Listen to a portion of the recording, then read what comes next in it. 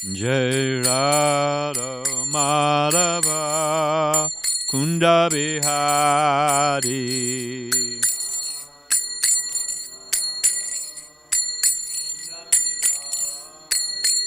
Jai Radha Madhava Kunda Bihari.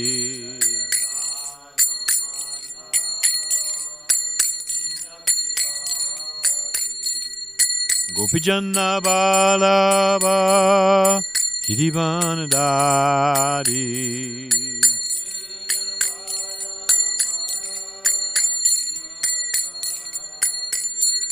Gopijana Balava Girivanadari.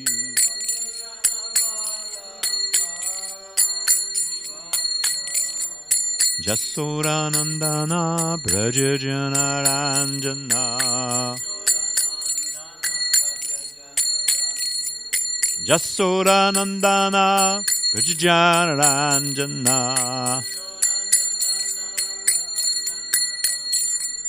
Jamunitiravanatari. Jamuna Tiravanatari. Tiravanatari. Jaya Radha Madhava Kunja Bihari.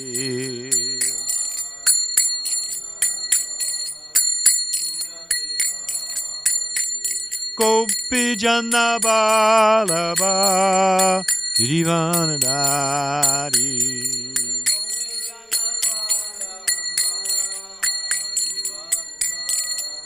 Jasodanandana Brajajanaranjana. Jamuna Tiravanatari.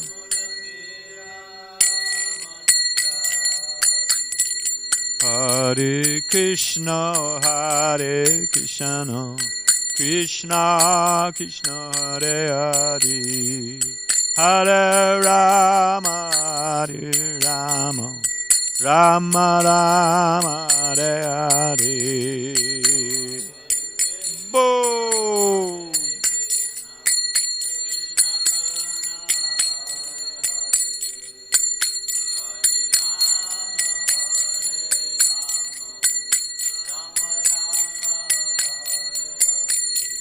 Hare Krishna, Hare Krishna, Krishna Krishna, Hare Hare, Hare Rama, Hare Rama, Rama Rama, Hare Hare.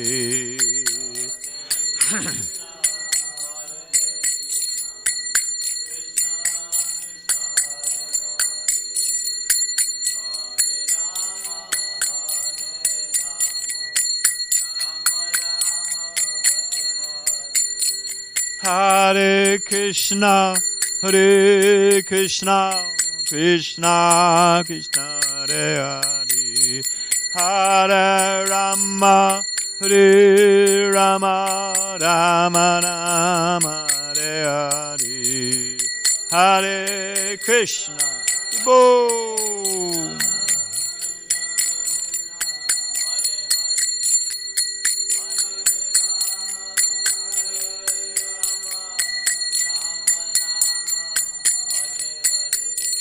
Hare Krishna, Hare Krishna, Krishna Krishna, Hare Hare, Hare Rama, Hare Rama, Rama Rama, Hare Hare, Hare Krishna, Hare Krishna, Krishna Krishna, Hare Hare.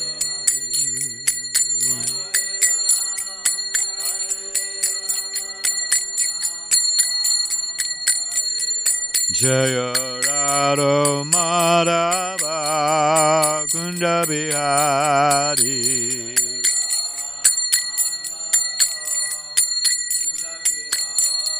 Jaya Radha Madhava Kunja Bihari.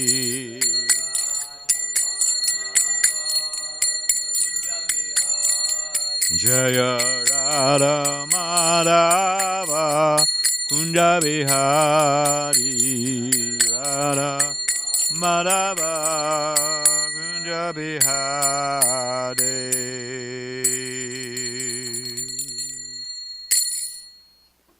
Jai Om Vishnupad Paramahansa Briva Jagacharya Siddhat Shisham, His Divine Grace, Abhaya Children, Bhakti Vedanta Swami Maharaj Srila Prabhupada Ki, ISKCON BBT Founder Charya Jaga Guru Srila Prabhupada Ki, Ananda Kuravaisha Brinda Ki, Nam Charj Lahidas Thakur Ki, Prem Shri Goho Shri Krishna Chaitanya Prabhu Nityananda Shri Dvaita Gadadhar Shiva Sari Gaur Bhakta Brinda Ki, Shri Sri Radha Krishna Gopinath Shama Kunda Radha Kunda Giri Govardhan Ki, Vrindavanam Ki, Mathuradam Ki, Dwarkadam Ki, Navadipdam Ki, Jagannapuridam Ki, Chamuna Mai Ki, Ganga Mai Ki, Tulsi Maharani Ki, Bhakti Devi Ki, Samvira Bhakti Vindiki, Srila Prabhupada Ki, Say Siddhara Giridhara Ki, Shri Krishna Sankirtana Jaga Ki, Gopremanandi. All glories to the sum of devotees, all glories to the sum of devotees, all glories to the sum of devotees, all glories to divine Lotus Sita, Sri Sri Guru and Gauranga.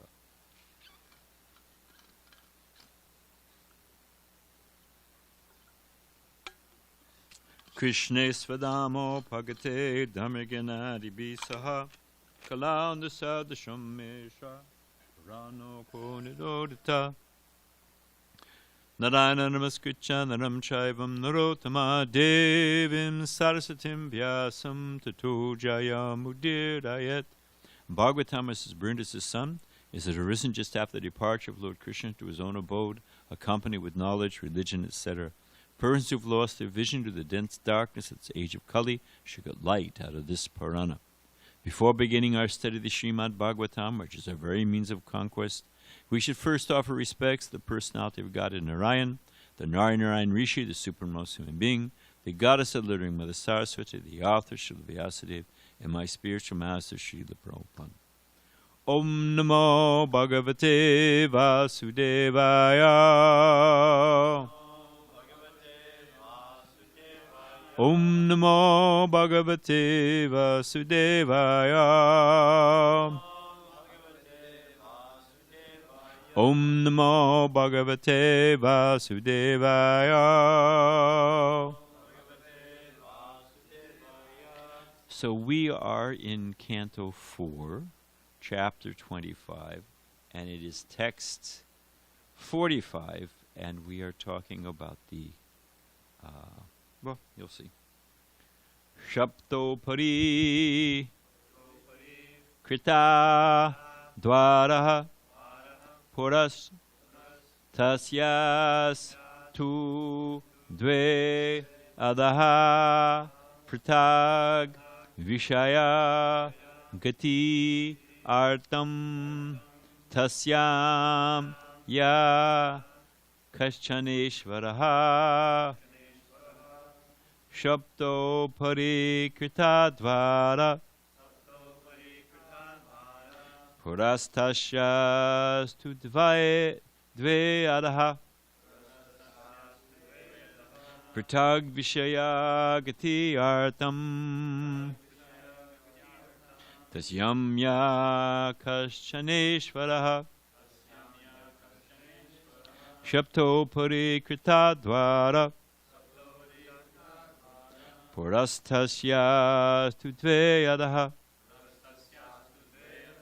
Pratag Vishaya Gati Artam Tasyam Ya Kaschaneshvaraha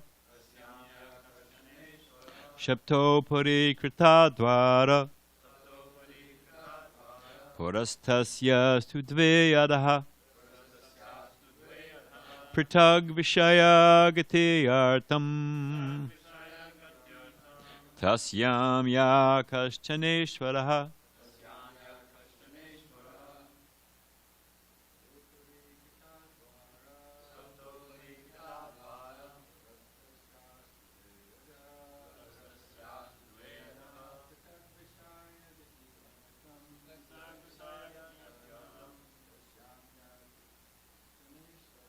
Tasyam Ya Kaschaneshvaraha Shapto parikrita dvara Purastasyastu dve adaha Pritag vishayagati artam Tasyam ya kaschaneshvaraha Shapto parikrita dvara Purastasyastu dve adaha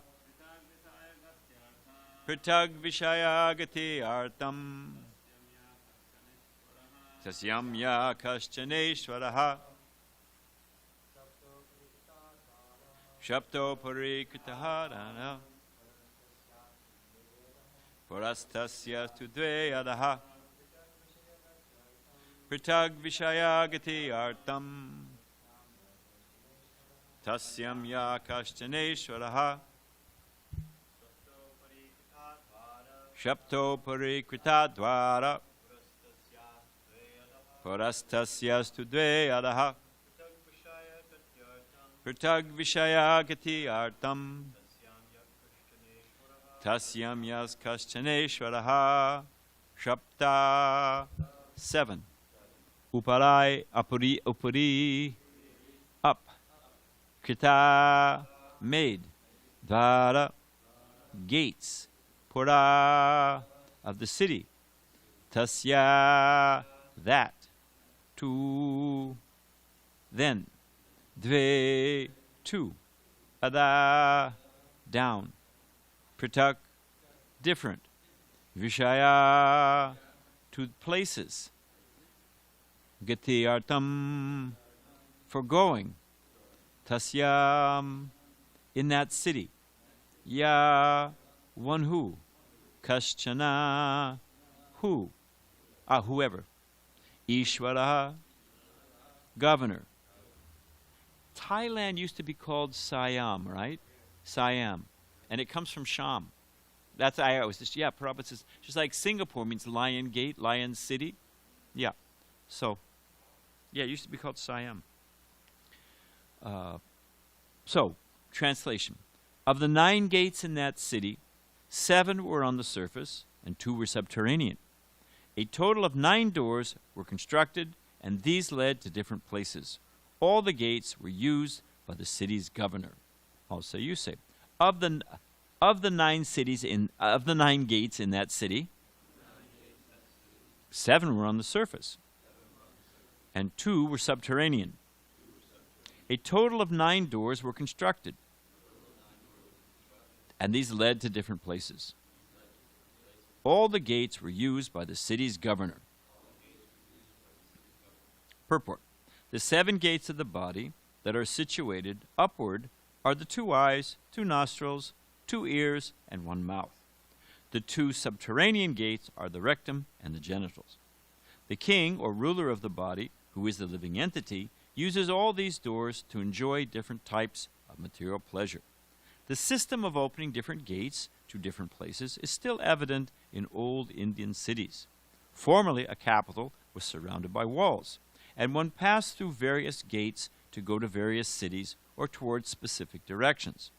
In Old Delhi, there are still remnants of the surrounding walls, and various gates are known as the Kashmiri Gate, the Lahori Gate, etc. Similarly, in Ahmedabad, there is a Delhi Gate.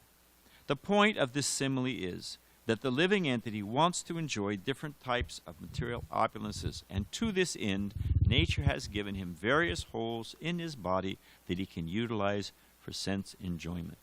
Om Gana Temrandasya Gana Gana Salakaya Jakshushimilitangina Tazare Shi Gurave Namaha.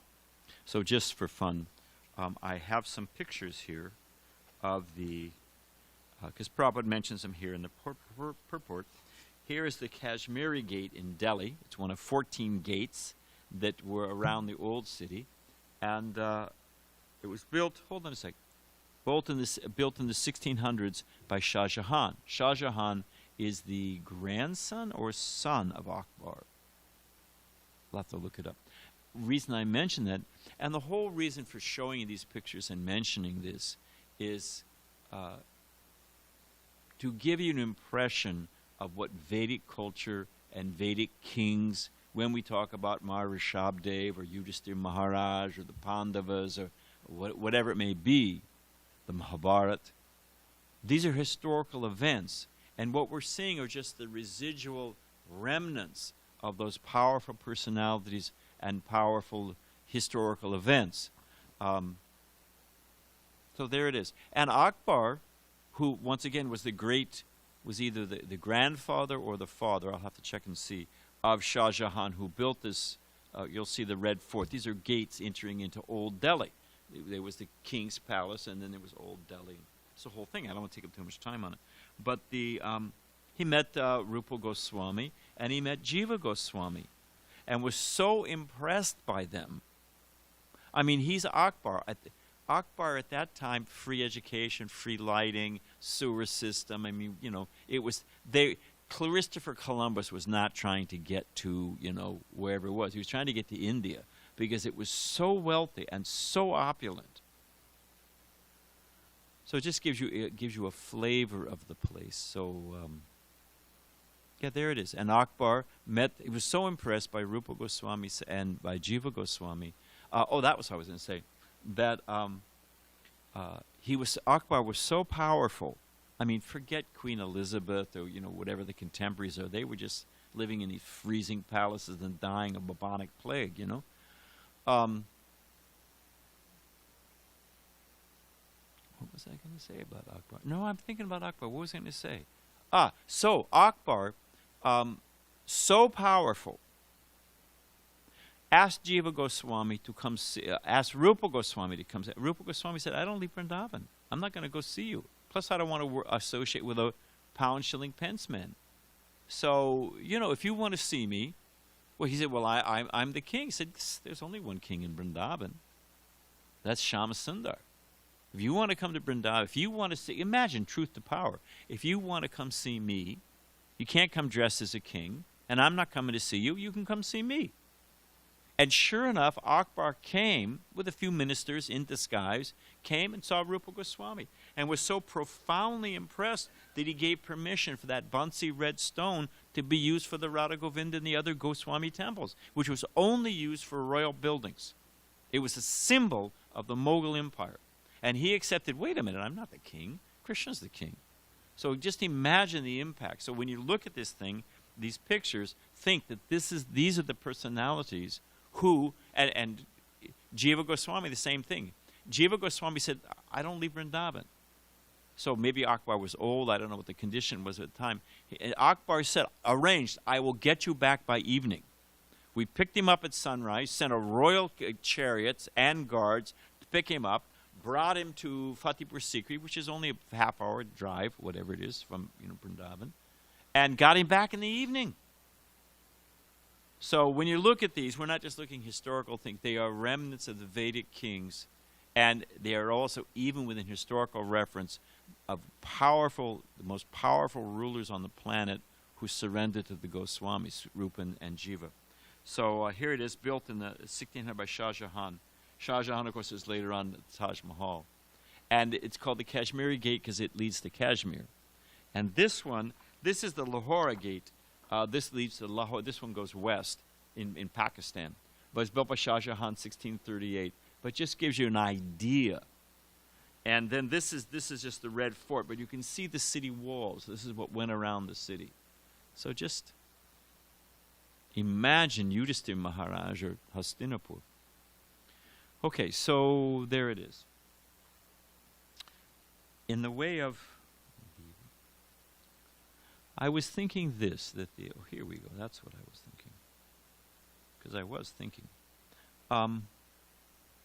It's talking about the city of 9 gates, and the king or the enjoyer is the living entity. And the whole scope of life is how to titillate, how to satisfy, how to stimulate these 9 gates. Prabhupada nailed it. I remember when Prabhupada said, they are simply polished dogs and cats. I was shocked. But, Prabhupada makes the case. How are they different? They're more polished, just like polished dogs and cats, but eating, sleeping, mating, and defending. They're just trying to stimulate these 9 holes. That's all they're doing. Different ways, different, they're defending what they... Anyway, you've got the picture, because I don't want to spend too much time on that. But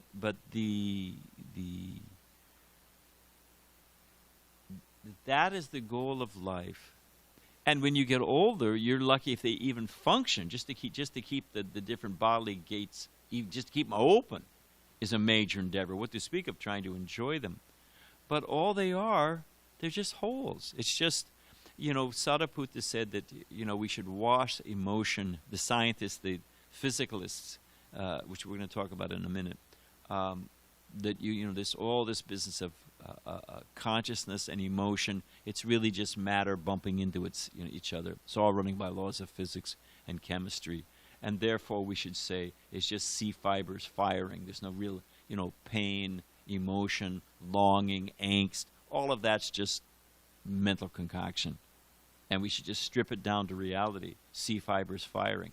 But on one hand, we can take that principle that all that Prabhupada says this sex drive, which is driving everybody, it's just an itch, and you just scratch it, and you get a few moments of relief. It's not that big a deal. So when you strip it, it's just, the C fibers are firing, and the nerves are sending back, and some synapses firing in the brain, and for this, we're dragged like a bull with a ring through the nose. Prabhupada says that the lion, I guess Prabhupada had gone to a circus. I guess Prabhupada talks about the King Kong movie he saw, or Charlie Chaplin. So I guess Prabhupada's father took him to a circus, because Prabhupada is talking about the lion jumping through the flaming hoop. Everybody get that picture in your mind? Now the lion doesn't want to do it. First off, he's the king of when who is our friend? Guru Kripa was throwing rocks at the lion in the zoo to get him to roar. Prabhupada says, no, he's suffering, and he's king of the jungle. And here he is in this little cage. Don't torment him. He's suffering enough. He's the king. So to get the king of the jungle, and here he is, he's,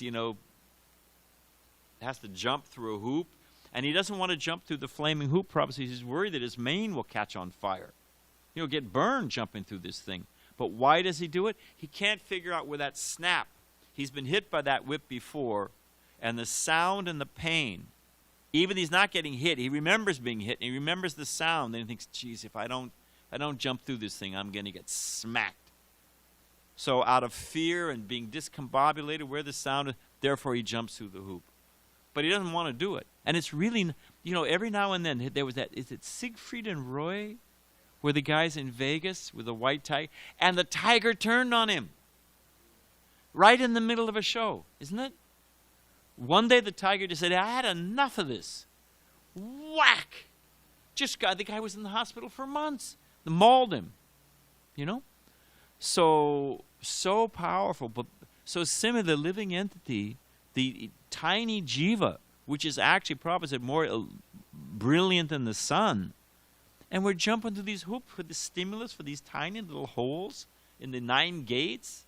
Little something. My grandfather, none of my relatives are listening, so who actually, it's a long story, well, I'll spare you. But towards the end of his life, all the senses were blown out, and he got to he couldn't hear, he couldn't see, and he would sit in a chair, and he would put hard candies on his sugar candies, put them on his tongue and let them dissolve. Oh, lime flavor. Couldn't see the color. But, lime. And they put another, cherry, lemon. That was it. To the last minute. Actually, it has a happy ending, but we'll go into it some other time.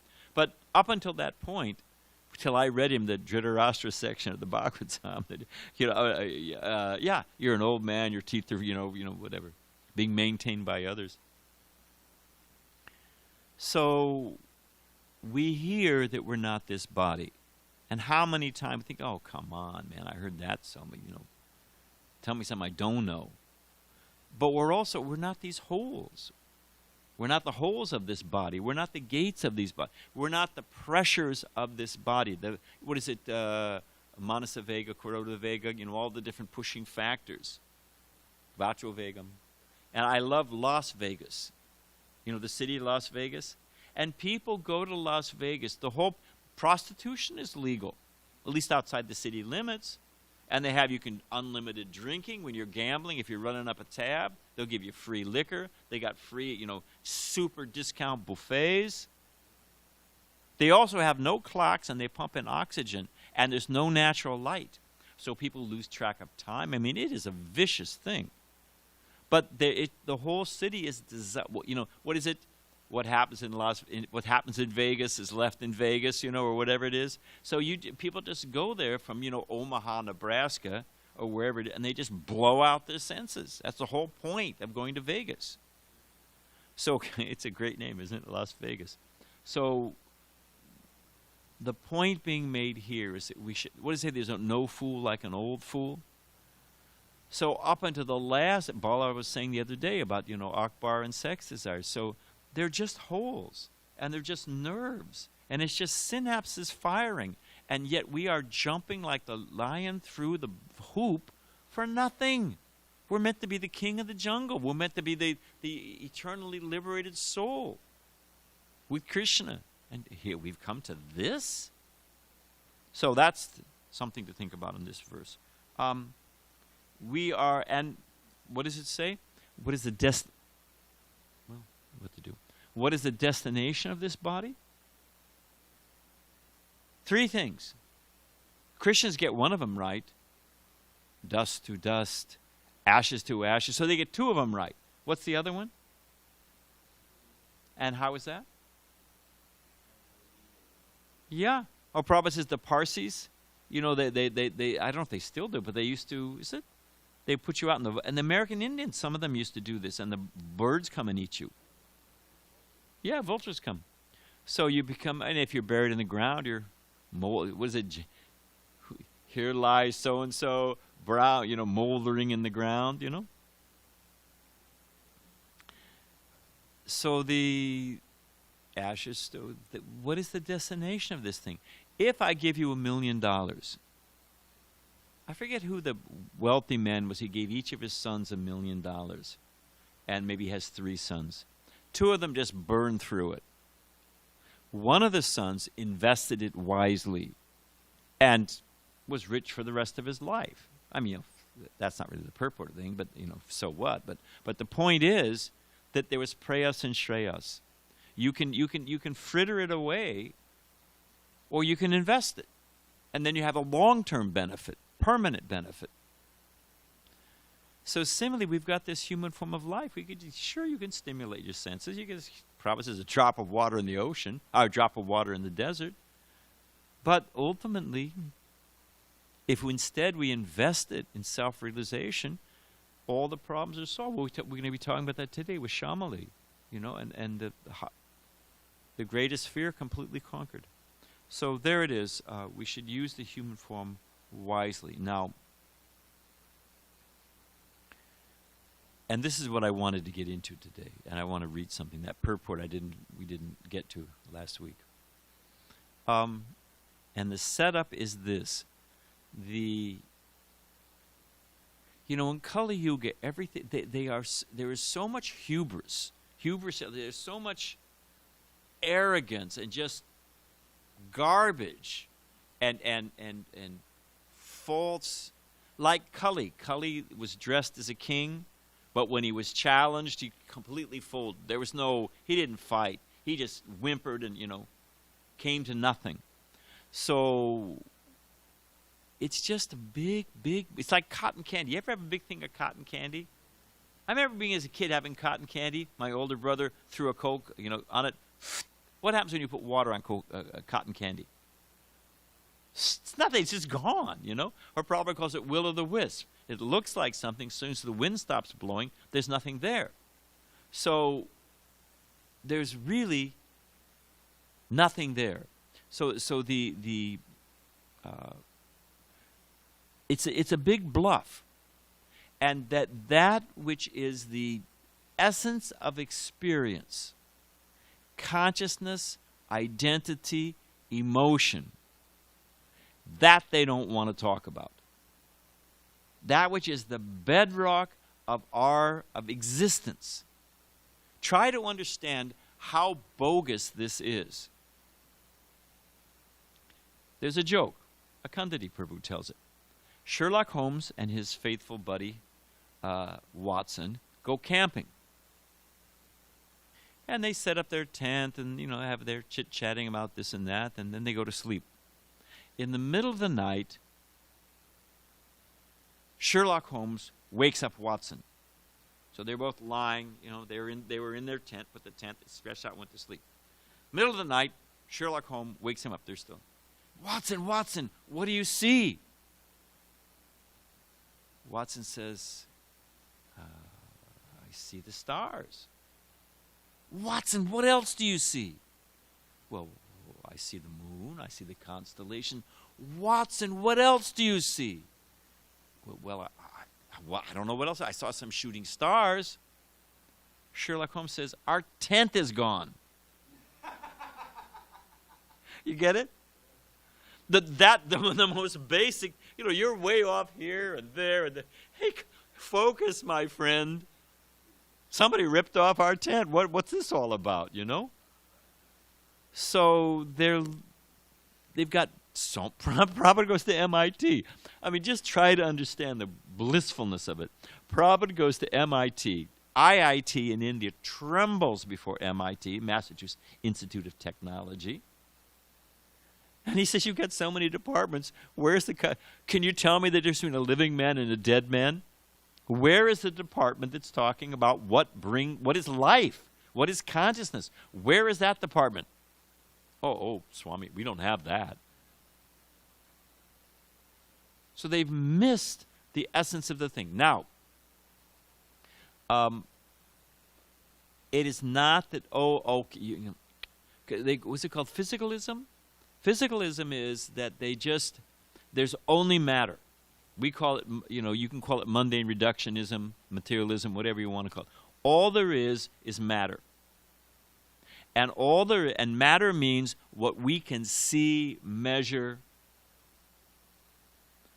They don't say control, but what they really mean is all there is, we can break everything down into small pieces that we can study and manipulate, and that are operating by laws that we can understand.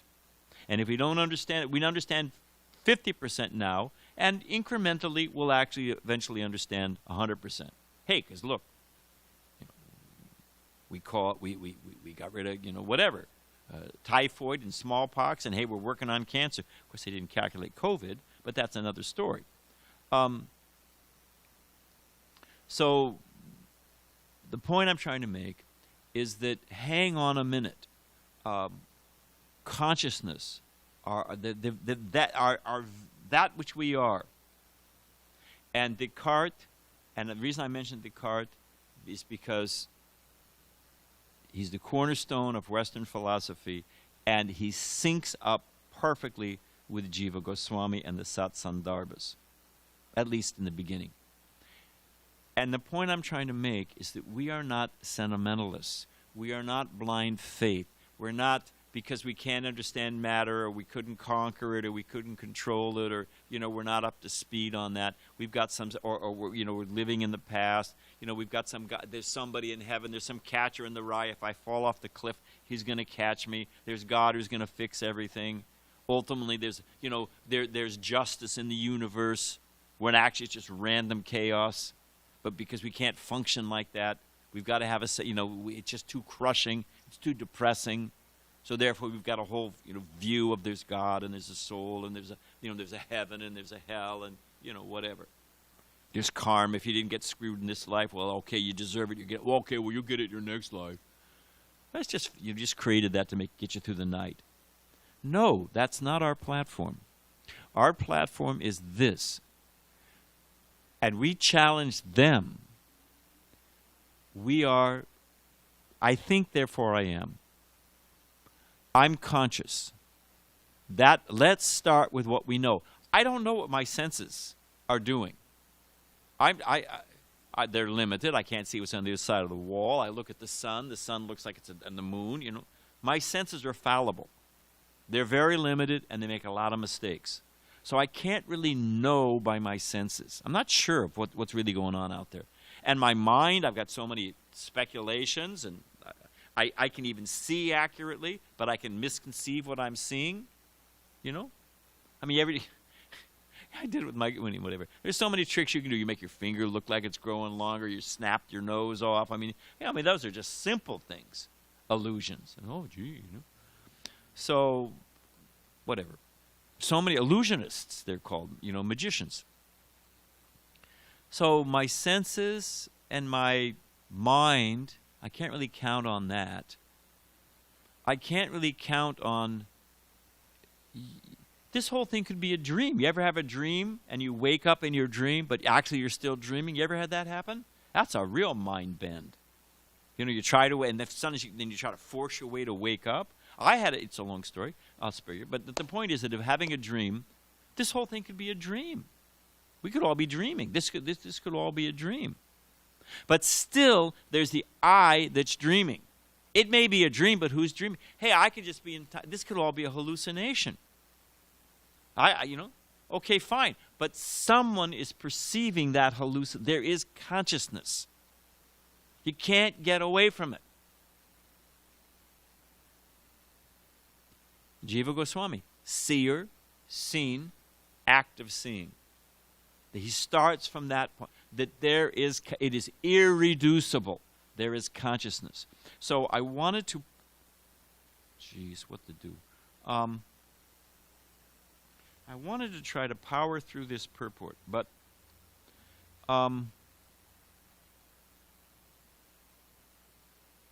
this is from Srimad Bhagavatam, 2nd Canto, Chapter 2, Text 35. We'll go as far. We'll just go for 5 minutes. The personality of Godhead, Lord Shri Krishna, is in every living being, along with the individual soul. So there's Krishna, there's the individual soul, and this fact is perceived and hypothesized.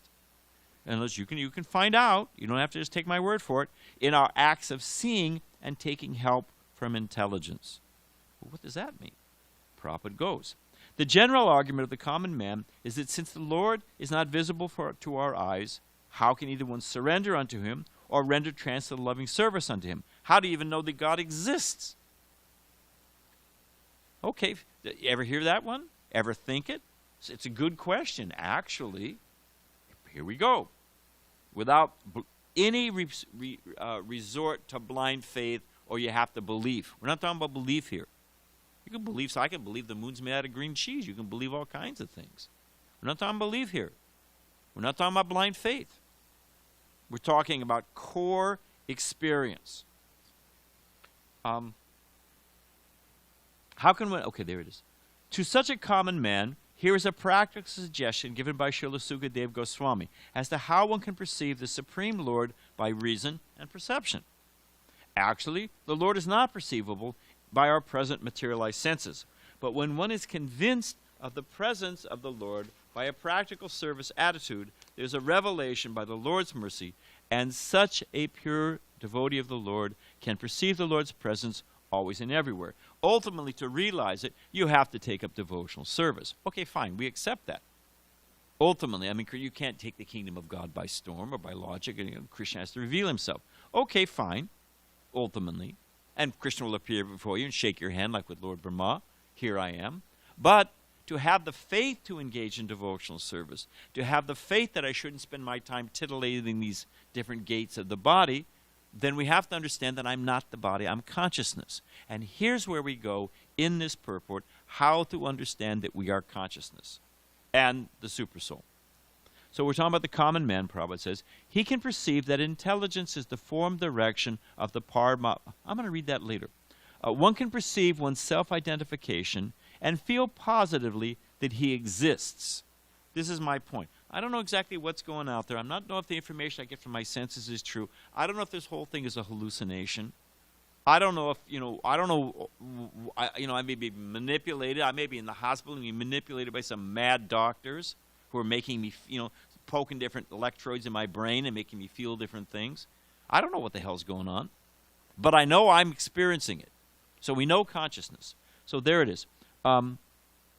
One can perceive one's self-identification and feel positively that he exists. That's a bedrock. I'm conscious, I exist. Nobody can argue that one. And they can't even explain it. He may not feel it very abruptly, but by using a little intelligence, he can feel that he's not the body. What? He can feel that the hand, the leg, the head, the hair, the limbs are all his bodily parts and parcels. But as such, the hand, the legs, the different gates we were talking about, the head cannot be identified with his self. Therefore, just by using intelligence, he can distinguish and separate his self from the other things he sees. Separate. You know, what's the example we give of a coconut? Anyone know the example of a coconut? Raj is shaking his head.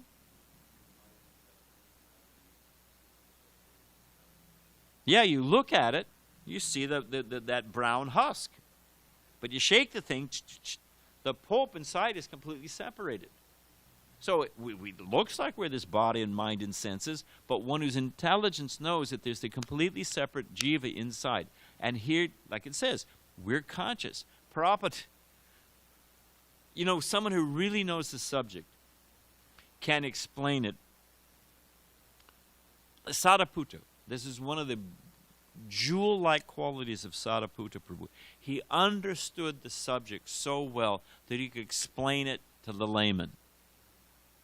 Prabhupada speaking to an elementary school. I don't know the circumstances, but Prabhupada speaking, a boys' school, I think in Australia or in London. I don't remember where. Is it Australia? Okay, fine. And Prabhupada asks, you know, and they're kids and they're all goofing around. You know, it's kids, you know. Prabhupada immediately engages them. He takes the kid who's causing the most trouble, who's obviously the leader of the pack. He says, step forward. It's fantastic. You can hear it on the tape. Has the kid step forward. And he has him play Simon Says. Prabhupada says, touch your nose. You know, immediately all the kids are focused. Everybody's tuned in, right? It's fantastic. Prabhupada says, touch your nose, touch your ear, touch your eye. And the kid's going through, everybody's watching, they're totally absorbed. Then Prabhupada says, touch yourself. And the kid doesn't know what to do. And for that, there's an existential moment. Wait a minute. I'm not all these things. I'm the perceiver of these things. I'm the operator of these things. Who the hell am I, really? And what is my real? If I'm not those things, I'm not the slave of those stimulants, of those things. Then what's my real self-interest? Who am I? And what is my real self-interest? So it's right here in this purport. There it is. Therefore, just by using intelligence, we'll do one more section, then we'll be done. Therefore, just by using intelligence, he can distinguish and separate himself from the other things that he sees. Seer, seen, active seeing. So the natural conclusion is that the living being, either man or beast, is the seer, and he sees beside himself all other things. So there's a difference between the seer and the seen. We're not the body, we're the individual, independent self. Okay, where does that get us? Connect the dots, creates a picture. We'll do the next one, and then we'll be done. Now, by a little use of intelligence, that rare substance in the age of Kali, now, by a little use of intelligence, we can also readily agree that the living being who sees things beyond himself by ordinary vision has no power or to see or move independently.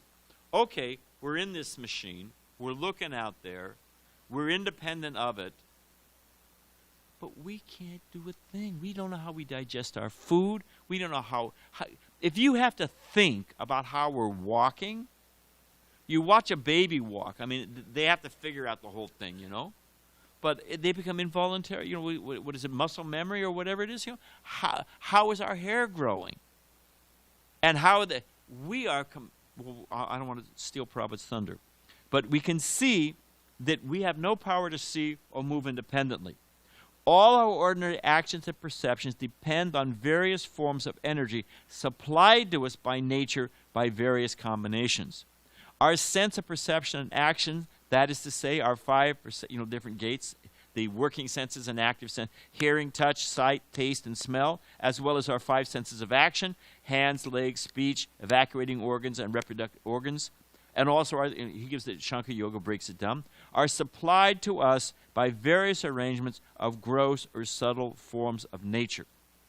Anyone want to guess where Prabhupada's going with this? What is the first step of God realization in the Bhagavatam? What is the point of that chapter? Anyone know? And Shouldn't it be matter to us? It's the first step in God realization. I am dependent on, yes, I'm not the controller, I'm dependent. I am dependent. I'm dependent on nature. And what did they call nature? Everyone, all over the planet, they say it in their own lingo, but what do they call it? Mother Nature. Just as a child cannot live without the mother. The mother is taking care of the baby. We are dependent. So, first off, I'm not the body, I'm consciousness. And I'm completely dependent. And it appears that there is an arrangement being made. So we're going to leave you on that cliffhanger. Okay, what is the next step? Where does that leave us? What is that arrangement? In this purport, Prabhupada brings us to the point of understanding that there's Paramatma, who is giving us intelligence, giving us guidance, giving us direction. We have independence and we can misuse it, but we're not the body. We're completely dependent. And as Prabhupada says in that great line, the therapeutic, benign hand of the unseen Lord. I'll say it again. Therapeutic means it cures us. Benign means it's good. Unseen hand of the all-good Supreme Lord. That's how Prabhupada, the all-good Supreme. It's a fantastic sentence. So from, hey, no blind faith, no sentiment, the Bhagavatam brings us to this point of understanding. Devotional service to Krishna is the intelligent thing to do. So we can end there. All glories to Srila Prabhupada. And if nothing else, remember the Sherlock Holmes and Watson, the 10th is gone. When they're talking all their big words, big goals, all their accomplishments, you can't see the forest through the trees, my friend.